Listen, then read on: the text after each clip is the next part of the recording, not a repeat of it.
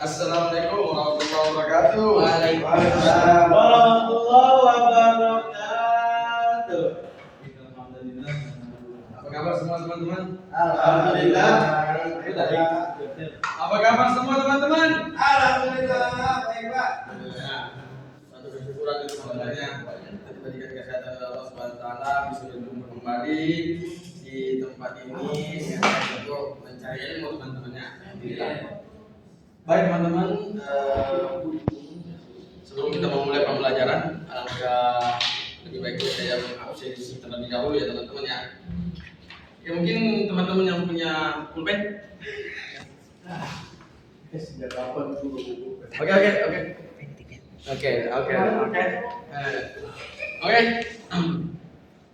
Saya absen dulu. Saudara Revaldi hadir. Fatan Mas'ud hadir. Baik. Hadir Pak, hadir. Ibrahim Sel hadir Pak. Saudaraku Akbil Hadir, Pak. Fikri Fauzan Hadir, Pak. Alhamdulillah semuanya hadir. Nah, insyaallah semoga semangat teman-teman sampai selesai teman-temannya. Amin amin. Amin. Ya rabbal alamin. Baik, sesuai dengan materi kita pada hari ini yang mengenai tentang tugas luas pengembangan kurikulumnya.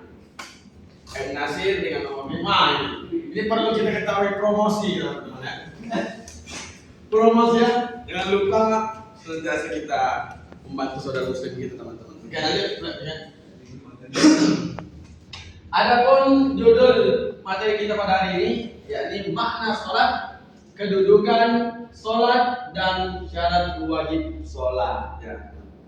Baik, mungkin ini senantiasa pembahasan yang sangat luar biasa teman-teman. Karena sholat itu ibarat kehidupan kita. Banyak yang menganggap bahwa sholat itu ya kehidupannya, kewajibannya. Kalau pribadi saya, sholat itu adalah kehidupan saya. Ya. Ibarat seperti kita makan, teman-teman semua. Kalau kita makan hanya sekali mungkin kita lapar gitu. Begitu juga sholat, kalau kita sholat hanya sekali dalam yang sudah ditentukan sebanyak 5 kali dalam satu malam, itu pun ditoleransi teman-teman. Waktu awal ini kisah Isra Mi'raj teman-teman, sebelum kita mengarah lebih dalam ke akar-akarnya tentang sholat. Ini awal ya. Ketika Rasulullah SAW diperintahkan, bahkan di senantiasa beliau Isra Mi'raj naik ke langit 7 berjumpa Allah Subhanahu wa taala ya. Kemudian beliau menerima yang namanya perintah sholat ya, untuk umatnya Nabi Muhammad SAW. Awalnya 500, kemudian dinegosiasi karena Nabi Musa berjumpa di langit berapa gitu. Katanya, saya yakin umatmu tidak sanggup wahai Muhammad. Kemudian dinego lagi dengan Allah, dan akhirnya menjadi 5. Begitulah sehingga kita sangat disayang oleh baginda Nabi Muhammad SAW. Seandainya sudah positif 50, wah luar biasa ya. 5 saja mungkin kita masih sering bolong-bolong gitu ya, masih sering lalai teman-teman. Baik, kita langsung ke akar-akar ini. Makna salat. Salat adalah ibadah pokok dalam Islam. Kenapa saya katakan ibadah pokok dalam Islam? Sebagaimana di dalam hadisnya baginda Nabi Muhammad SAW. Awal ma yuhasabu bihi al-'abdu yawm al-qiyamah salat malam. Mungkin ada yang tahu hadis ini? Dia, Pak. Dia. Ada yang tahu hadis ini? Dia, Pak, yang pakai headset, Pak. Yang tahu hadis ini? Awal ma yuhasabu bihi al-'abdu yawm al-qiyamah salat. Sesungguhnya amal yang pertama kali dihisab oleh Allah salat. Salat mungkin bisa dilanjutkan? Enggak, saya ini. Lanjut bisa dilanjutkan hadisnya? Apa ya? Fa'il saluhat salallahu fa'il salat sa'irin amin ulul. Kemudian kalau kita punya sholat bagus, kita punya sholat yang memang betul-betul kita menghadap kepada Allah, menghadap dengan atasan aja, pimpinan aja, kita begitu luar biasa ya, apalagi dengan pencipta kita gitu ya. Nah, maka dari itu kalau kita punya sholat bagus, maka amalan yang lainnya juga akan ikut bagus. Jadi dinilainya dari segi sholat itu. Nah, kemudian dilanjutkan hadis Nabi, fa'il sodwat sodwal usahain ngamili. Ya. Dan jika sholat kita rusak, teman-teman, ya, punya kita sholat rusak, lalai, misalnya menganggap remeh, janganlah sholat nantilah, menanti gitu. Ya Allah sholat, misalnya teman-teman. Tapi nanti aja misalnya main game, misalnya nongkrong ngopi, nyebat satu batang dulu kan, tiba-tiba waktu sedikit lagi gitu. Itu namanya sudah lalai. Begitu banyak space waktu yang diberikan gitu. Kenapa kita lalai? Maka kita lalai dalam sholat, maka amalan yang lain pun akan ikut rusak. Walaupun Nanda Muhammad Fatan naik haji sampai 100 kali misalnya, mensedekahkan hartanya sampai habis misalnya, berpuasa sampai kurus kering misalnya, bahkan semuanya kebaikan di muka bumi sudah dilakukan, segala macam kebaikan dilakukan. Tapi satu kewajiban ini, sholat ini dia lalai, maka semua kebaikan-kebaikan itu tidak ada arti apa-apa. Wow, begitu penting itu sholat. Kayaknya saya mengambil materinya, masyaallah. Kemudian perlu kita ketahui yang kedua, secara bahasa berarti doa.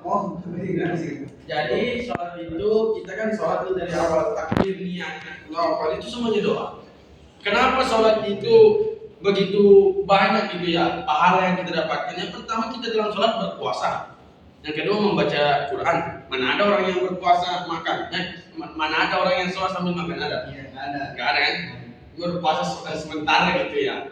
Nah gitu. Kemudian ngaji Quran. Nah jadi double pahalanya. Kesehatannya dapat, pahalanya double dapat gitu. Makanya jangan pernah lalai kepada sholatnya. Gitu. Kemudian yang ketiga sebagai bentuk komunikasi hamba dengan Allah. Jadi kalau anak teman-teman mau berkomunikasi langsung kepada Allah, curhat kepada Allah, ya salah satunya adalah dirikan sholat. Gitu teman-teman. Nah, kemudian lanjut ya, kedudukan sholat. Yang mungkin ada yang tahu hadis mengenai tiang agama. Coba. Tiang agama. Di tangan. Coba. Yang mengetahui sholat dalam tiang agama. As-sholatu iman. Sholat adalah yang agama. Makanya kalau ibarat suatu bangunan yang pakai PTIK lah ibaratnya. PTIK yang bangunannya sampai 4 tingkat. Tapi ya tiangnya rapuh. Bagaimanapun bagusnya hiasan-hiasan di dalam bangunan PTIK, bagaimana tinggi tingkatnya gitu. Tapi kalau tiangnya dari awal tiangnya sudah kecil, rapuh misalnya, maka akan hancur ini bangunan PTIK. Makanya kita bersyukur PTIK ini, masya Allah, tiangnya bagus, yang besar, masya Allah. Lanjut ya teman-teman. Pembeda antara muslim dan non muslim. Mungkin saudaraku Revaldi mungkin mengetahui hadis mengenai sholat itu memang betul pembeda antara orang yang muslim dan orang yang non muslim. Bahkan ada hadis yang mengatakan saya sholat Jumat itu 3 kali berturut-turut itu sudah bisa dikatakan kafir. Mungkin ada penjelasan di dalam hadis mengenai poin nomor 2, saudara. Oh, masya Allah ya. Kemudian saudara kepada Saya nggak tahu Pak. sudah saya. Saya bawahnya tahu yang mencegah perbuatan ini saya tahu. Wah, yang mungkin yang lain yang mau tidak mencegah perbuatan keji dan munkar. Nah, saya tahu. Yang lain sudah Pas. Dikasih hadiah apa? Dikasih nilai, dikasih nilai. Jadi nomor 3 ini Iya, mencegah perbuatan keji dan munkar. Nah, ini ya, mungkin siapa? Coba. Boleh. Nah, masya Allah ya, mantap. Coba, silakan. Inna sholata tanha fahsya wal munkar. Masya Allah. Mantap saudara ya. Bahkan sholat itu mencegah kita untuk melakukan perbuatan yang keji dan munkar. Karena mungkin kita berniat mencelakai teman kita, berniat untuk ya mengambil hak orang lain, tapi ketika kita di sholat akan mendatangkan yang namanya ketenangan. Nah, ketenangan itu kita diubah untuk berpikir baik gitu ya, tidak melakukan kemaksiatan. Dan itu sumber ketenangan jiwa. Memang benar, kalau orang yang habis sholat melakukan sholat gitu ya, pasti dia akan merasakan yang namanya ketenangan jiwa. Mungkin saya ada pertanyaan yang bisa jawab, saya akan kasih aja. Ya, kopi saya kasih. Es aja Pak, es. Yang sering terjadi sekarang. Si mata Pak, si mata. Baik, oke saya kasih. Ya. Bagaimana cara kita khusyuk dalam sholat untuk sama negara? Dulu. Ya. Jangan sesamaan ya, khusyuk dalam sholat. Mungkin saudara bisa menjawab. Cara khusyuk dalam sholat ya. Kalau dibilang caranya khusyuk itu nggak bakal bisa. Ya bisa, maksud itu kriteria orang khusyuk, supaya orang khusyuk bagaimana caranya? Bisa kita ketahui bahwa saya sudah khusyuk di sholat ini. Bagaimana caranya bisa mengetahui saya bisa? Ya bisa dilihat dari kebiasaannya mungkin, kebiasaan sholatnya. Kebiasaan sholatnya. Gimana maksudnya Pak? Jangan Pak. Kan sesuai. Iya sesuai gimana? Ya, gimana ya? Lanjut. Oke, jadi kebiasaan sholat gimana? Silakan. Nah mungkin pakai suci atau enggak. Kalau bisa kita sholat jangan hanya memakai kaos sarung saja, tapi kita harus pakai koko atau kemeja. Ibaratnya masa kita ketemu cewek aja, ketemu pacar kita aja berdandan rapi, pakai wangi-wangian, masa kita ketemu Allah. Itu berarti termasuk adab gitu ya. Termasuk ada. Nah, berarti yang mungkin yang bisa kita selesaikan pertanyaan bahwa bagaimana cara kita khusyuk dalam sholat itu khusyuk. Kan setelah itu semua kita perhatikan, baru kita niat dalam hati kita bahwa jadikan sholat ini sholat yang terakhir kalinya. Jadi kita seolah-olah tuh itu sholat yang terakhir kita, besok kita nggak bakalan bisa sholat lagi. Maka mungkin dari itu kita bisa nambah itu. Gini kita lihat. Tapi lihat bahwa diri kita ini sudah khusyuk dalam sholat. Oke, sebelumnya saya cerita sedikit nggak apa ya. Jadi di zaman Rasulullah itu saya lupa sahabatnya apakah dua orang ini. Jadi Ali ya sama siapa tuh? Nama Rasul. Sama Rasul ya. Sorban. Ya, tawarin sorban itu kan zaman Nabi itu. Jadi Rasul itu men-challenge kasih tantangan kepada Ali ya. Iya. Sorban ya kepada Ali. Coba kamu sholat dengan khusyuk. Kalau kamu sholat dengan khusyuk akan saya kasih hadiah berupa sorban atau kain. Oke, paling bagus lah, paling mantap di zaman itu kan. Oke lah. Ali sholat ya kan. Ali sholat nih, dia sudah mulai sholat 2 rakaat kan, sholat sunnah di hadapan Rasulullah. Sholat lah kan, jika waktu kelar nih, salam langsung Assalamualaikum. Ketika salam, langsung Ali menghadap ke Rasul. Rasul, aku udah kelar sholat nih, mana hadiah aku udah sangat khusyuk gitu kan. Mendengar pernyataan itu, Rasul bilang, oh berarti kau belum khusyuk, kan sorban. Jadi dalam bisa kita ambil cerita dari kisah tersebut, sekelas Ali ada gitu yang sudah jamin surga, sholatnya sudah khusyuk, apalagi kita gitu kan. Nah, mungkin kalau menjawab pertanyaan Bapak tadi, bagaimana cara melihat diri kita ini sudah khusyuk dalam melaksanakan sholat, disesuaikan dengan firman Allah tadi, inna sholata tanha 'anil fahsya'i wal munkar. Kalau kita sudah menjauhi menjadi maksiat dan mentaati perintah-perintah Allah, insya Allah itu kita sudah khusyuk dalam sholat lah itu kan, karena sesuai dengan firman Allah kan, sesungguhnya sholat itu menjauhkan perbuatan keji dan munkar. Mungkin itu jawabannya. Betul, saya betul ya. Jadi saya dapat tapi Pak. Ya, kita nanti kopi ya. Orang tua. Saya Pak, saya. Oke, Superman ya. Ini memang bisa jadi gitu jawaban saya. Ya. Karena teman-teman, ketika kita untuk zaman sekarang melihat diri kita mau khusyuk, yang kita perlu lakukan adalah ya kita mampu menjaga lisan kita di sholat, mampu menjaga mata kita. Itu berarti kita sudah khusyuk dalam sholat. Sebelum datang waktu sholat yang berikutnya, kita bisa menjaga itu semua. Kalau kita belum bisa menjaga itu semua, kan kita nggak bisa memikirkan ketika sholat memikirkan dunia. Nggak ada, pasti semuanya kepikiran. Tapi Tapi dalam ciri mau melihat kita bahwa diri kita khusyuk, kita harus melihat bahwa ketika di sholat semuanya kemaksiatan, baik itu anggota tubuh kita, ucapan lain semuanya segala hal lah kita bisa hindari sebelum datang waktu sholat berikutnya. Oke, baik, lanjut. Slide berikutnya. Oke, terima kasih. Oke. Ini syarat wajib sholat yang pertama, Islam, balik, berakal, suci dari haid dan nifas sampai dakwah. Nah, gitu ya. Maksudnya itu intinya suci dari haid dan nifas, berakal, bahwa kita sholat itu harusnya namanya ya jangan mabuk lah gitu ya, harus berakal dah. Maka kita bermain Kalau cara itu Pak sampai nanti. sampai dakwah. Maksudnya Salah negatif. salah negatif ya. Mohon maaf Itu ya. ya, dan lintas. Itu Pak. Itu ya. Itu. Gimana? Oke, teman-teman. Islam intinya paling penting orang Islam dah. Oke. Lanjut. Salat berikutnya. Oke, tujuan sholat apa sih? Ya.